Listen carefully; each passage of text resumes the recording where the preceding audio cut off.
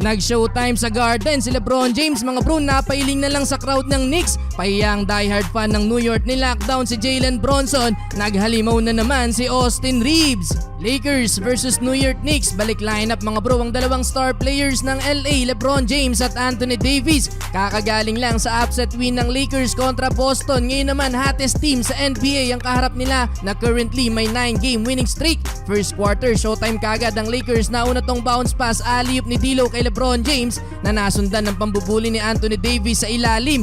May kasama pang pag-aangas yan sa player ng Knicks. Eto, gandang cut naman ni Hachimura mga bro, 8-4 start para sa Lakers. But Jalen Bronson ang all-star ng New York nag-take over, kumana ng 8 straight points si Bronson mga bro at binuhat ng opensa ng Knicks. Mainit ang laban, palitan pa sila ng lead. Leading scorer para sa Lakers si D'Lo na may 10 first quarter points. Nabokya ang bumuhat sa LA kontra Boston na si Reeves, pero kumana ang second unit na si Taurean Prince at Max Christie. Sa New York, 10 points for Bronson. Tumulong naman ng 8 points ang former Warriors na si Donte DiVincenzo, though lamang pa ng 2 points ang LA, 27-25. Second quarter, D'Lo pa din para sa panimulang opensa ng LA, though maganda din ang ambag ni Jackson Hayes sa bench. Slam dunk mula sa assist ni LBJ. Speaking of LBJ, biglang init din ang opensa ni LeBron James. 2 tres ang naipasok mga bro. Kontrolado pa din ng Lakers ang laban. Austin Reeves first basket mula sa driving layup, pero eto na naman si Jalen Bronson, 17 points sa first half. Anthony Davis last 2 minutes pa nang nakakana sa opensa ng Lakers,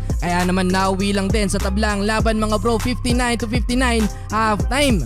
Entering the third quarter, 6 points for LeBron James mga bro, pero dito na nagsimula ang run ng home team. Pinakita nila sa Lakers mga bro kung bakit sila may 9-game winning streak. Buhat pa din sila Jalen Bronson at DiVincenzo. Ganda din ang ambag ni Precious Achiuwa, 10 points na mga bro. Last 2 minutes, napatayo na ang diehard fan ng Knicks kung saan umabot na sa 8 points ang biggest lead ng New York. Pero dahil kay Jackson Hayes, naibaba pa ng Lakers yan sa 6, 10 points na din para sa backup center ng Lakers, 86-80. Fourth quarter na ibabigla ang usapan nang i-take over ulit ni LeBron ang opensa ng Lakers. Dumali ng 8-0 run ng Lakers. Court ng laban para sa LA Lakers, hindi lang nakasandal kay LeBron James dahil kumana din sa quarter na ito si Austin Reeves. Malamig sa first 3 quarters si AR with only 8 points, pero dito lang sa final quarter nagtala mga idol ng 14 points si Austin Reeves, kaya nakalamang ng 9 points ang LA Lakers. Last 2 minutes sa fadeaway baseline jumper